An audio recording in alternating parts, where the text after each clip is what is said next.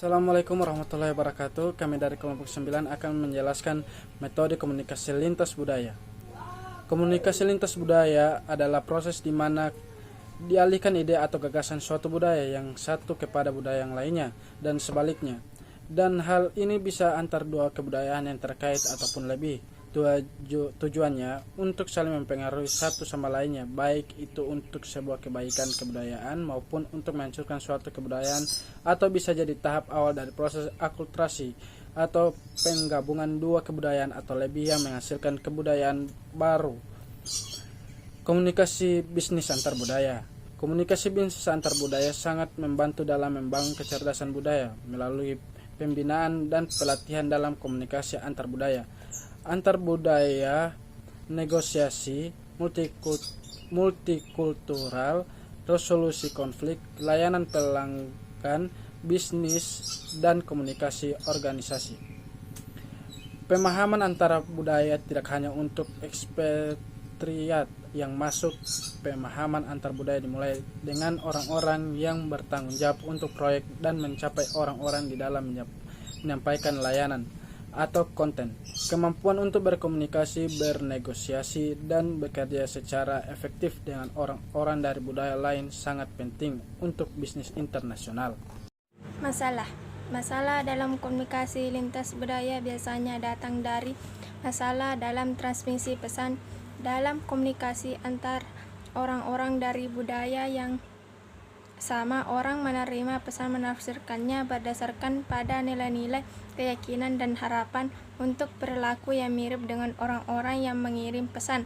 Ketika ini terjadi, cara pesan yang ditafsirkan oleh penerima cukup mirip dengan apa yang dimaksudkan oleh sang pembicara. Namun, ketika penerima pesan adalah orang dari budaya yang berbeda, penerima menggunakan informasi dari budaya sang pembicara untuk menafsirkan pesan. Manajemen. 1. Mengembangkan kepekaan budaya. 2. Mengantisipasi makna yang akan diterima oleh penerima. 3. Kehati-hatian dalam menulis kode. 4. Menggunakan kata-kata, gambar, dan gerak tubuh. 5. Menghindari slang idiom, pepatah daerah. 6. Transmisi selektif. 7. Menghubungkan hubungan saling tatap muka jika mungkin. 8. Hati-hati dalam menjabarkan isi kode dari tanggapan pihak lain. 8. Mendapatkan tanggapan dari beberapa pihak. 9. Meningkatkan kemampuan mendengar dan keterampilan dalam observasi. 10. Menindaklanjuti tindak Fasilitasi hubungan antara kepribadian seseorang dan kemampuan untuk beradaptasi dengan lingkungan di satu negara tertentu, termasuk kemampuan untuk berkomunikasi dalam lingkungan tersebut. Dua kunci kepribadian adalah keterbukaan dan ketahanan. Keterbukaan meliputi ciri-ciri seperti toleransi untuk ambiguitas, sikap ekstrovert, dan keterbukaan pikiran. Ketahanan termasuk memiliki kemampuan pengendalian diri yang baik, ketekunan, toleransi untuk ambiguitas, dan akal.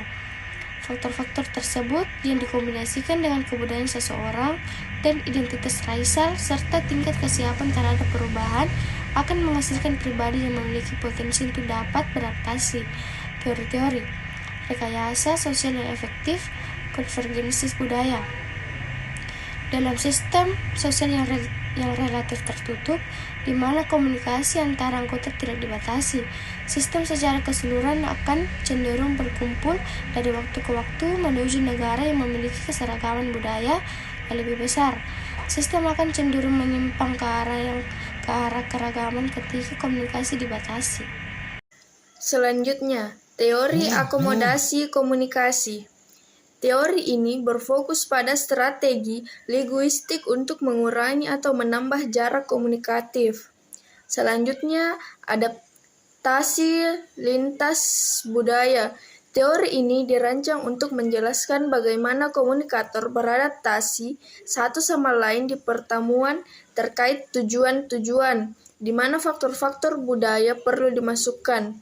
Menurut teori adaptasi lintas budaya, kompetensi komunikatif adalah ukuran dari adaptasi yang disampaikan dengan asimilasi. Menurut Goody, Kutz, dan Kim 2003, Proses adaptasi antar budaya melibatkan interaksi terus-menerus dari dekulturasi dan akulturasi budaya yang membawa perubahan pada orang asing atau imigran ke arah asimilasi. Tingkat tertinggi dari adaptasi secara teoteris dapat dibayangkan. Selanjutnya, proses kerja teori budaya. Dalam bentuk paling umum, proses kerja teori komunikasi budaya mengacu pada interaksi antara pihak yang kurang terwakili dengan dominan anggota kelompok. Proses kerja teori budaya termasuk di dalamnya, tetapi tidak membatasi orang-orang dari berbagai warna kulit, wanita, orang cacat, laki-laki gay dan lesbian, dan orang-orang dalam kelas sosial bawah. Proses kerja dari teori budaya, seperti yang dikembangkan oleh Mark P. Orby, tampak pada cara-cara strategis di mana proses kerja dari teori budaya ada pada saat anggota kelompok berkomunikasi dengan orang lain. Selain itu, kerja dari kerangka budaya memberikan penjelasan untuk bagaimana orang yang berbeda dapat berkomunikasi berdasarkan 6 faktor. Negosiasi identitas atau manajemen. Teori manajemen identitas, negosiasi identitas, teori identitas budaya, model ayunan ganda.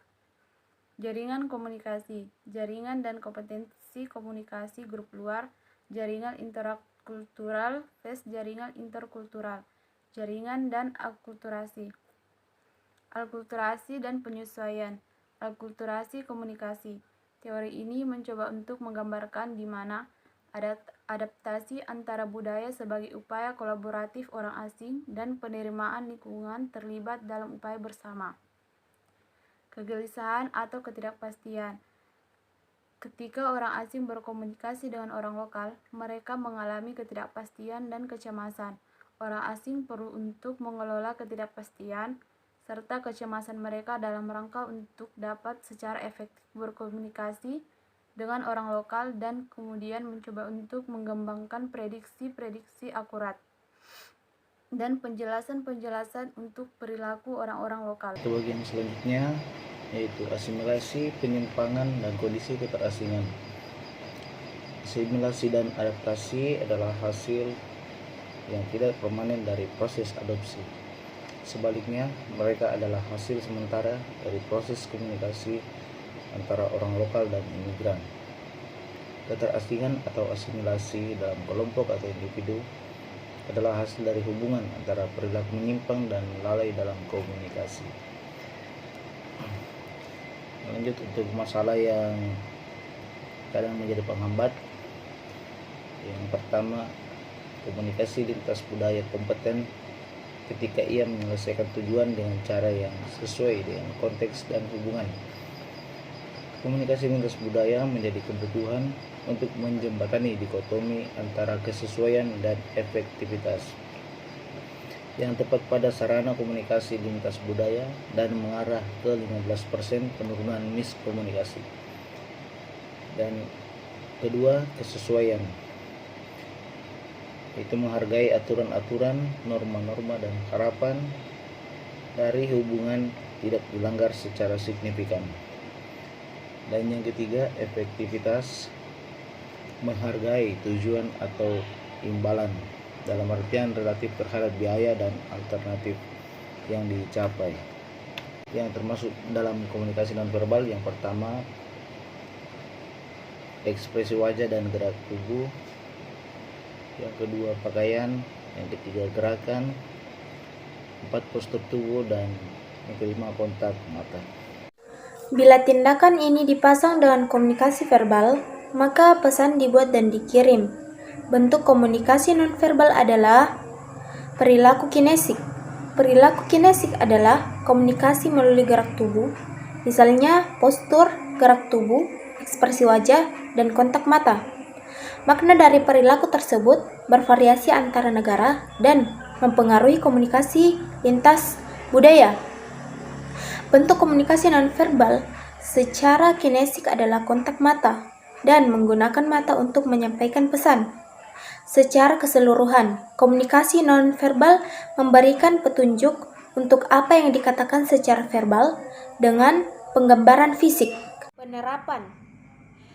Dari apa yang kita ketahui dari penjelasan mengenai komunikasi lintas budaya, hal tersebut dapat dikaitkan juga dengan the hero of recent action yang merujuk kepada sikap dan perilaku seseorang yang diikuti oleh kepercayaan bahwa hal tersebut adalah benar sehingga hal tersebut memunculkan niat dan akhirnya berujung kepada perilaku individu.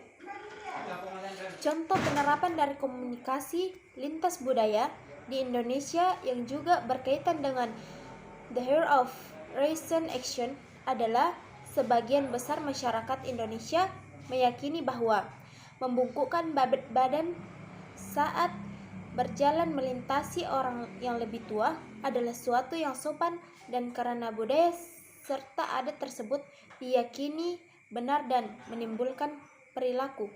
Cukup sekian dan terima kasih. Wassalamualaikum warahmatullahi wabarakatuh.